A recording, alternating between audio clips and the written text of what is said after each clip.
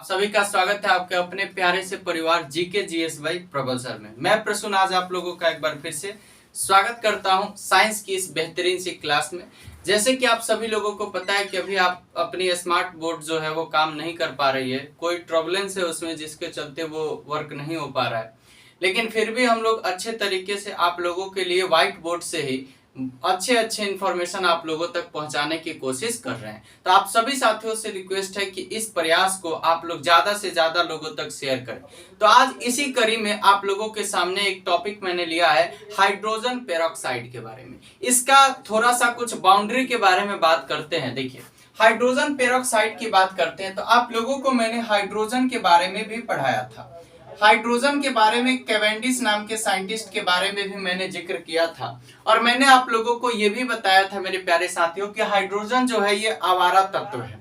Hydrogen actually क्या है, अधातु है, लेकिन ये धातु की श्रेणी में ये रहता है। जैसे कि आप सभी लोग जैसे पीरियोडिक टेबल देखेंगे तो ग्रुप 1 की अगर बात करते हैं तो उसमें हाइड्रोजन को सबसे ऊपरी स्थान पे रखा गया है। और हाइड्रोजन की अगर बात करते हैं तो इसके समस्थानिक के रूप में आपको कौन कौन सा देखने को मिलता है, तो आप लोगों को प्रोटियम देखने को मिलता है जिसको कैपिटल H से भी इंडिकेट कर सकते हैं या 1H1 भी ऐसे भी लिख सकते हैं। इसके बाद बात करें तो ड्यूटेरियम की बात आ जाती है जिसको कैपिटल D से लिख सकते हैं और इसकी बात करें तो मेरे प्यारे साथियों 1H2 यहाँ पे लिख सकते हैं। और नेक्स्ट की बात करें तो ट्राइटियम यानी कि कैपिटल T लिख सकते हैं, इसको 1H3 यहाँ पे आप लिख सकते हैं। अगर आपसे पूछे तो प्रोटियम, ड्यूटेरियम और ट्राइटियम में न्यूट्रॉनों की संख्या के बारे में भी जानकारी ली जाती है। तो इसमें न्यूट्रॉन की संख्या कितनी हो जाएगी, 0।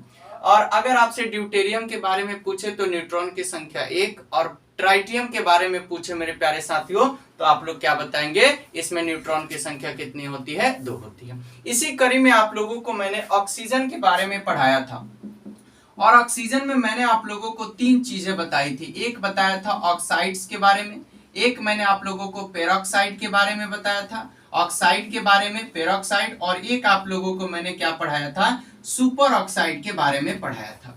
तो इसी ऑक्साइड से अगर रिलेट करें तो आप लोगों को मैंने आज टॉपिक क्या लिया है, हाइड्रोजन पेरोक्साइड आपका टॉपिक है। क्या है, हाइड्रोजन पेरोक्साइड आपका टॉपिक है, जो कि बहुत महत्वपूर्ण है आपके एग्जामिनेशन पॉइंट ऑफ व्यू से। तो हाइड्रोजन पेरोक्साइड के बारे में क्या चीजें जाननी है उसके बारे में देखेंगे। हाइड्रोजन पेरोक्साइड के फॉर्मूले की बात करें तो H2O2 होता है। ये चीजें आप लोगों को पता होनी चाहिए। और इसके खोज के बारे में पता करें तो इसके खोजकर्ता के रूप में थिनार्ड नाम का साइंटिस्ट देखने को मिलते हैं। और इसकी खोज की अगर अवधि की बात करें, काल अवधि की बात करते हैं तो यह 1818 में देखने को मिलती है। सूत्र के बारे में मैंने आपको बता दिया कि इसका सूत्र H2O2 होता है, जिसको हाइड्रोजन पेरोक्साइड आपको कहा जाता है। अब हाइड्रोजन पेरोक्साइड के कुछ गुण की अगर बात करते हैं तो ये क्या होता है, फीका नीला, जिसको पेल ब्लू कहा जाता है। फीका नीला गाढ़ा द्रव होता है। अगर आपसे कोई पूछे कि हाइड्रोजन पेरोक्साइड कैसा दिखने में लगता है तो क्या बोलेंगे, फीका नीला गाढ़ा द्रव होता है। और फीका नीला को इंग्लिश में बोले तो पेल ब्लू इसको बोलते हैं। पहली बात क्लियर हो गई। और इसकी अगर बात करते हैं तो जल, एल्कोहल एवं ईथर में विलय होता है। जल की बात करते हैं तो आपको मैंने जल के बारे में भी बताया था कि जल भी 2 तरीके के होते हैं, कठोर जल होते हैं, एक मृदु जल होते हैं। उसके बारे में भी डिस्कशन नेक्स्ट वीडियोस में आपको मैं करूंगा। तो जल के बारे में बात करें, फिर इसके बाद के एल्कोहल के बारे में बात करें तो ये भी मैंने आपको बताया था। और ईथर के बारे में बात करें तो इसके बारे में भी मैंने आपको पढ़ाया था। तो जल, एल्कोहल और ईथर में ये क्या होता है, विलय होता है। कौन, हाइड्रोजन पेरोक्साइड होता है। और 0 डिग्री सेल्सियस पर अगर आपेक्षिक घनत्व की बात करें, याद कीजिए मैंने आप लोगों को आपेक्षिक घनत्व के बारे में बताया था कि अगर इसके मात्रक के बारे में कोई पूछे तो बताइएगा कि यह एक तरीके का क्या होता है, रेशियो होता है, जिसका कोई भी मात्रक नहीं होता। अगर घनत्व के मात्रक पूछे तो बता सकते हैं, जैसे कि आप लोगों को पता भी होगा कि घनत्व जो होता है मास अपॉन क्या होता है, वॉल्यूम होता है। और मास की बात करें तो केजी और वॉल्यूम की बात करें तो मीटर क्यूब, यानी कि डेंसिटी की अगर यूनिट की बात करते हैं, ऐसा यूनिट की बात करते हैं तो केजी पर मीटर क्यूब भी इसको बोल सकते हैं। लेकिन आपेक्षिक घनत्व का कोई भी मात्रक नहीं होगा। तो 0 डिग्री सेल्सियस पर अगर आपेक्षिक घनत्व की बात करें तो याद रखिएगा किसका आपेक्षिक घनत्व पूछ रहा है, तो हाइड्रोजन पेरोक्साइड का कितना होता है, तो 1.47 होता है, ये याद रखिएगा।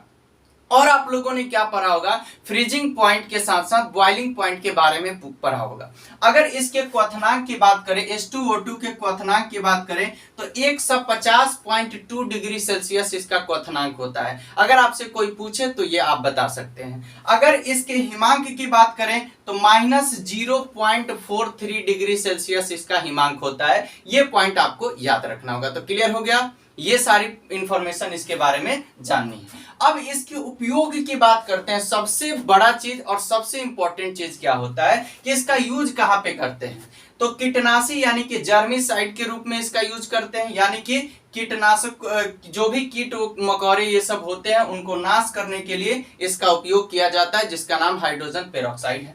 प्रतिरोधी की बात करें तो एंटीसेप्टिक की बात करें, अगर मान लीजिए कि घाव को धोना है, आपका क्या हो गया है, कहीं पे घाव हो गया उसको धोना है तो इसका यूज आप कर सकते हैं। गरारे करना, गरारा करते हैं इसमें क्या बोलते हैं उसको, बोलते हैं कि गरारे कर लोगे तो तुम्हारे गला में जो खसखसाहट है वो दूर हो जाएगी। जैसे कि कोरोना चल रहा था तो गरारा का सिस्टम बहुत ज्यादा चल रहा था।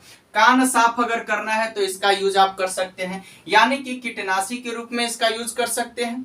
दूसरी अगर एंटीसेप्टिक की बात करें, प्रतिरोधी के रूप में इसका यूज कर सकते हैं। हाथी दांत की बात कर लेते हैं, ऊन की बात कर लेते हैं, रेशम की बात कर लेते हैं, या पंख या बाल आदि के विरंजन में। और विरंजन से यहाँ पे ये क्वेश्चन पूछा जा सकता है कि बताओ विरंजक चूर्ण का फॉर्मूला क्या होता है। आपसे ये क्वेश्चन पूछा जा सकता है तो याद रखिएगा CaOClCl होता है। ठीक है, क्या होता है CaOClCl, जिसको कैल्शियम ऑक्सीक्लोराइड आपको कहा जाता है। ठीक है, याद रखिएगा मेरे प्यारे साथियों। और दूध और शराब आदि के परिरक्षण में, जैसे कि आप लोगों को मैंने बताया था कि अगर पिकल्स के प्रिजर्वेशन की बात करते हैं, परिरक्षण की बात करते हैं तो उसमें सिरका का यूज किया जाता है। वैसे ही अगर दूध और शराब आदि के परिरक्षण की बात करते हैं तो उसमें हाइड्रोजन पेरोक्साइड का यूज किया जाता है। ये भी पॉइंट क्लियर हो गया। रॉकेट की बात कर ले, जेट की बात कर ले, पनडुब्बी की बात कर ले, या टॉर्पीडो की बात कर ले कि नोदन में प्रपल्शन जिसको बोला जाता है, इसके नोदन में किसके किसके, रॉकेट, जेट, पनडुब्बी या टॉर्पीडो की बात करें, इसके नोदन में भी इसका उपयोग किया जाता है। और ईंधन एवं ईंधन के आक्सीकारक के रूप में भी हाइड्रोजन पेरोक्साइड का प्रयोग किया जाता है। तो आशा करते हैं कि आप लोग ये सारे पॉइंट समझ गए होंगे। ये सारे इंफॉर्मेशन आप लोग एक बार अच्छे से देख लीजिएगा और आपके लिए एक बहुत ही प्यारा सा क्वेश्चन होगा जिसका आंसर आप लोग कमेंट बॉक्स में करके जरूर बताएंगे। आप सभी लोगों को बताना है कि भारी जल का रासायनिक सूत्र क्या होता है। भारी जल का रासायनिक सूत्र क्या होता है, आप सभी साथियों को कमेंट बॉक्स में जरूर से जरूर आंसर करना है कि भारी जल का रासायनिक सूत्र क्या होता है। दूसरे क्वेश्चन की बात करते हैं तो हाइड्रोजन